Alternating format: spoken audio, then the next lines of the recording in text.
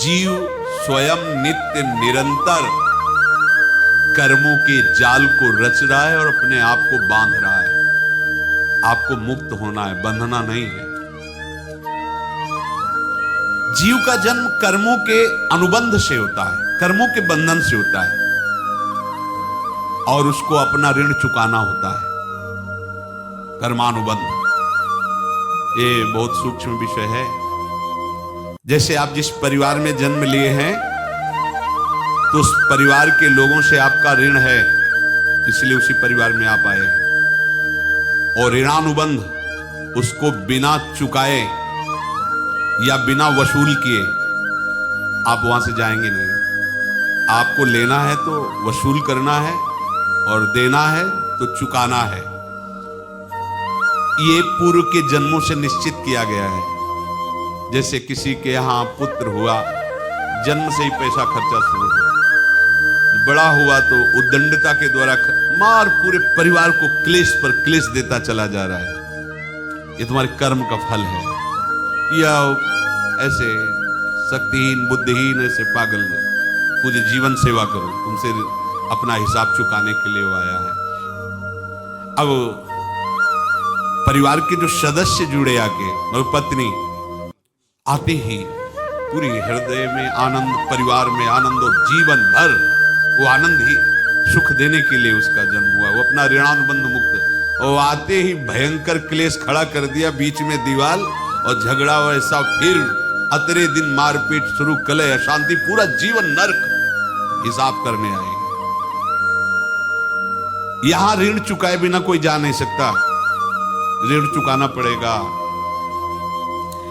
किसी का ऋण वसूल करना है तो किसी को ऋण चुकाना है, दोनों काम करने होते हैं। अनेक जन्मों में अनेक लोगों के साथ हमने जो बर्ताव किए हैं, अच्छे या बुरे, वो होंगे। अब किसी आदमी को हम जानते नहीं, अचानक मिला, अचानक टक्कर लगा और मार पीट गाली गुप्ता सब कर दिया, चुपचाप सह लो। क्यों? ये आपका हिसाब है, पूर्व का हिसाब। हमारा उससे कोई द्वेष नहीं, कोई संकल्प नहीं। अचानक घटना घटी और हमसे द्वेष करने लगा, हमें पीटने लगा, हमें गालियां दे, ये हिसाब है, चुपचाप सह जाओ। अपने घर का भाई ही भारी दुश्मन बन गया और क्लेश, हिसाब है। एक प्रभुदत्त ब्रह्मचारी जी की वाणी में पढ़ा था, एक महात्मा जी भ्रमण करते थे तो उस समय असरफियां चलती थी, मोहरे असरफियां, उनको भेंट में देते लोग। तो या तो ठाकुर सेवा में लगे तत्काल, या संत सेवा में तत्काल लगे, उसका संग्रह करके डोलना ये ठीक नहीं है बैरागी के लिए, सिद्धांत में ये ठीक नहीं है। तो जब 2, 4, 6, 8 ऐसे मोहरे हुई तो उन्होंने विचार किया कि और भ्रमण करके जब काफी मोहरे हो जाएंगी तो प्रयागराज में जब कुंभ पड़ता है, एक बार पूरे सब अखाड़े के संतों को, अलग अलग संप्रदाय सब संतों को बुलाएंगे और सबको पुआएंगे। अब साधु है तो यही विचार करेगा, और क्या विचार करेगा। तो उन्होंने ऐसे डंडा बनवाया, बेंत, जो ऊपर से चूड़ीदार और भीतर पोला, और मोहरे उसमें डालते गए। और भ्रमण, जहां जहां श्रद्धालु भगत थे सबके यहां जाना और इच्छा रखना कि एक मोहर तो दे दे दक्षिणा में। कामना कोई भी हो वो बांधती ही है, ध्यान रखना। इसीलिए प्रभु जो चाहे वो करे, अपनी चाह नहीं रखनी चाहिए, अपनी चाह प्रभु की चाह में मिला देनी चाहिए। धीरे धीरे वो छड़ी भर गई। भ्रमण करने वाले महात्मा चूड़ी लगाई, इंतजार करते रहे। जब प्रयाग का कुंभ पड़ा तो चले। तो रास्ते में एक गांव में पूछा जाता है, जैसे कहीं रुको कि कोई श्रद्धालु ऐसा है जो संत सेवी है। तो कुछ लोगों ने बताया, हाँ एक परिवार है, बहुत संत सेवी है और आपको मिलाते हैं उनसे। आइए महाराज, घर में रुका, खूब अच्छा हलवा पूड़ी पवाया, और जो घर के मालिक थे चरण दबाए। चरण दबाते दबाते उनकी दृष्टि पड़ी उस डंडे पे, इतना मोटा और ऊपर से कुछ चूड़ी सी भी नजर आ रही। इस डंडे में तो कोई रहस्य है ही है। अब महात्मा जी को खवा पिला के सुला दिया। महात्मा जी जब सो गए तो पत्नी से धीरे से कहा, वो डंडा लाओ बाबा जी का डंडा। वो चूड़ीदार जो ही खोला पलटाया तो सैकड़ों मोहरे। ऐसे संत रोज पधारे भगवान, तुम आनंद हो जाए फिर क्या। पत्नी से कहा, नाप के कंकड़ लाओ। वो तो महात्मा जी तो खाए खीर पूड़ी, आराम से सो रहे। रात में पूरी प्लानिंग करके उसमें कंकड़ भर के चूड़ी लगाकर सिराने रख दिया, सारी मोहरें हटा ली। महात्मा जी आराम से छड़ी उठाए तो वजन पक्का। वैसे बड़े लोग चतुर होते हैं, पर ये नहीं जानते कि कर्म कितना भयानक होता है। और उनकी कोई संतान नहीं थी, पर धन में इतना प्रेम उनको था। बहुत सावधान। साधु महात्माओं के पास जो अर्थ है, गृहस्थी अगर आता वहीं से है, पर अगर उसको जोर जबरदस्ती या किसी छल कपट से, तो वो उसका विनाश ही करता है। आज तक का प्रमाण है। अब उनको ये भाव पता नहीं होगा, या पता होगा तो लोभ के कारण वो उसको मान नहीं पाए होंगे। महात्मा जी गए प्रयाग में, किसी अखाड़े पर रुके और वहां प्रार्थना की कि कल जो है संपूर्ण अखाड़ों का निमंत्रण किया जाए और सब संतों को भोग पवाया जाए, उनको दक्षिणा भी दी जाए। महंत ने सोचा कि बहुत बड़ा है तो उत्सव है, क्योंकि प्रयाग में कितने हजारों संत महात्मा सब। उनका महाराज बोरो इसमें चीनी और तीनों घी लगेगा, सब व्यवस्था। बोले आप एक एक हिसाब हम करेंगे, हमारे पास सब व्यवस्था है। बोले कुछ तो पहले दे दो, इकट्ठे देंगे हम। उनको था कि अगर हम छड़ी खोला और 2-4 मोहरे दी, किसी को पता लग गया तो गड़बड़ हो सकती। बोले हम भंडारे के समय आखिरी में सब कुछ आपको दे देंगे। ठीक है। वो अपने पास से पैसे लगाकर खूब जितना सामग्री सब लाए, लाखों की, और सब संतों को निमंत्रण कर दिया। संत जन निमंत्रित हो गए, भंडारा बन रहा है। तब वहां के महंत है, उनका देखो भंडारा भी बन रहा है, संतों को निमंत्रण। अब आप अर्थ की व्यवस्था कीजिए, क्योंकि इतनी बड़ी हमारी सामर्थ्य नहीं थी जितना हमने किसी तरह हमने व्यवस्था की। अब मुझे अर्थ चाहिए, तभी आगे की व्यवस्था बढ़ेगी। संतों को दक्षिणा देंगे और जिनसे अर्थ लिया उनको दे। देखो रसोई बन गई है सब। उनका छत में विश्वास नहीं तो ये अभी चूड़ी खोली। उनको तो था ना कि मोहरे हैं, कंकड़। तो जैसे कितना उनको सदमा लगा होगा। हजारों संतों का निमंत्रण, रसोई बन, मतलब संत हो के छल कपट। तो उनका महाराज आपने तो हमारा नाश कर दिया, जो महंत थे। अब बताओ रसोई बन गई, संत निमंत्रित हो गए और आप ये कंकड़ दिखा रहे हैं हमको। आपने तो हमें बर्बाद कर दिया। हमारी इतनी सामर्थ्य नहीं थी, आप पहले बता देते। संत होकर ऐसा छल कपट। अब वो बोले तो क्या बोले, क्योंकि उनको पता था कि मोहरे हैं इसमें। अंदर से उनका चिंतन गया उसी सेठ के पास। अच्छा, ऐसा धोखा हमारे साथ किया, भोगोगे तुम। ये जो निकलता है ना, भोगोगे, ये अकाट्य होता है। क्योंकि किसी का भी हृदय, मान लो किसी भी जीव जंतु को आप कष्ट दें और उसका हृदय आह भर जाए, तो वो आह वज्र की लीक है, तुम्हें भोगना पड़ेगा। वो देखो भीष्म जी को भोगना पड़ रहा है।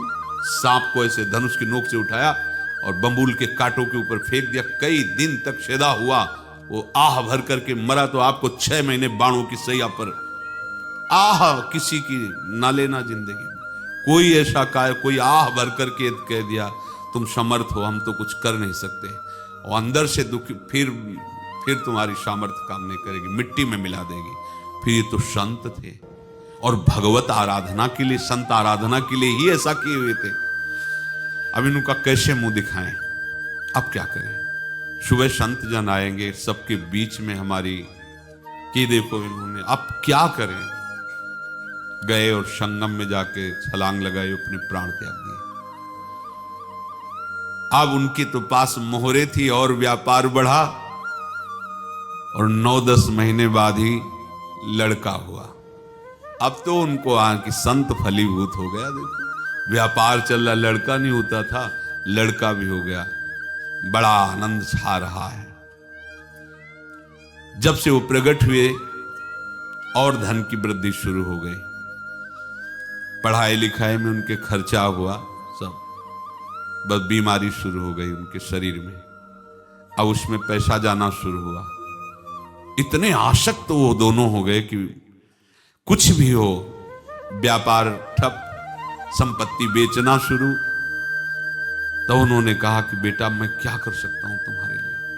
बोले हमारी अंतिम इच्छा है प्रयाग चलो, और जितने प्रयाग में संत महात्मा सबको एक बार भंडारा करवाओ, हमारी इच्छा अंतिम है, क्योंकि अंतिम यही इच्छा थी।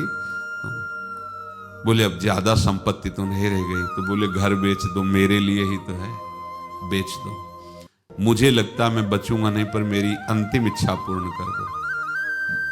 घर बेच दिया, जेवर बेच दी। वहां गए, जब संत सेवा की तो बोले मुझे संगम तक ले चलो।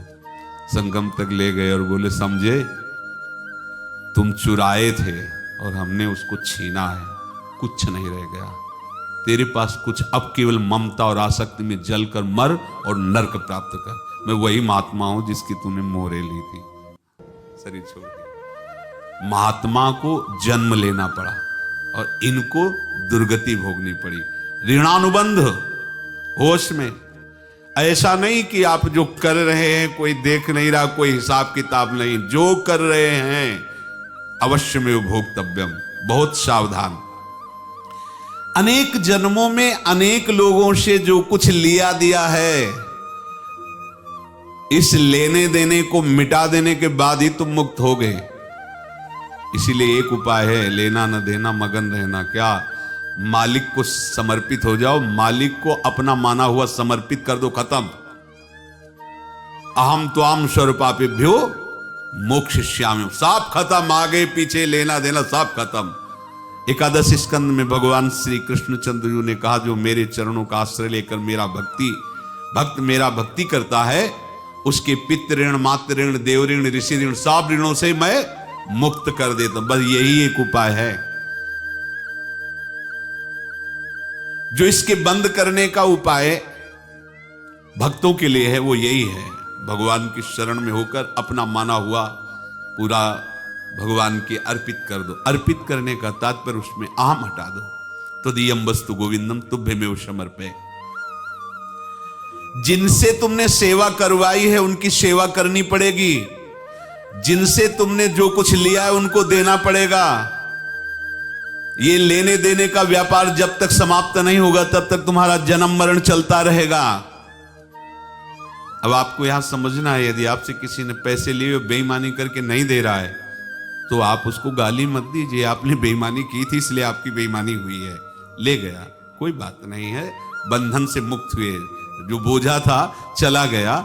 उसको ऐसा ना देखे कि ये बेईमान हमारे रुपए मार लिए, अब जो कुछ होगा देखेंगे।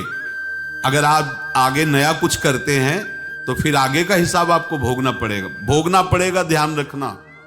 ऐसा नहीं है कि आपको भोगना नहीं पड़ेगा। एक ही उपाय है कि अब जो शरीर धारण किए इसी में जो भोग ले, आगे ना होना चाहिए। तो क्या करे? सर्वतो भावेन भगवान की शरण ले ले। ये तो सर्वाणि कर्माणि मयि सन्न्यस्य मत्पराहा अनन्येनैव योगेन माम ध्यायन्तु उपासते तेषामहं समुद्धर्ता मृत्यु संसार से। ये बड़ा कठिन है पार होना, कोई छोटी मोटी बात है। एक महात्मा बाल्यावस्था से भजन करते थे, शालिग्राम भगवान पास रखते थे और उन्हीं की आराधना करके बस पाठ, नाम, जप और भ्रमण करते थे। यौवन अवस्था थी, गंगा जी के किनारे अपने ठाकुर को विराजमान करके स्नान कर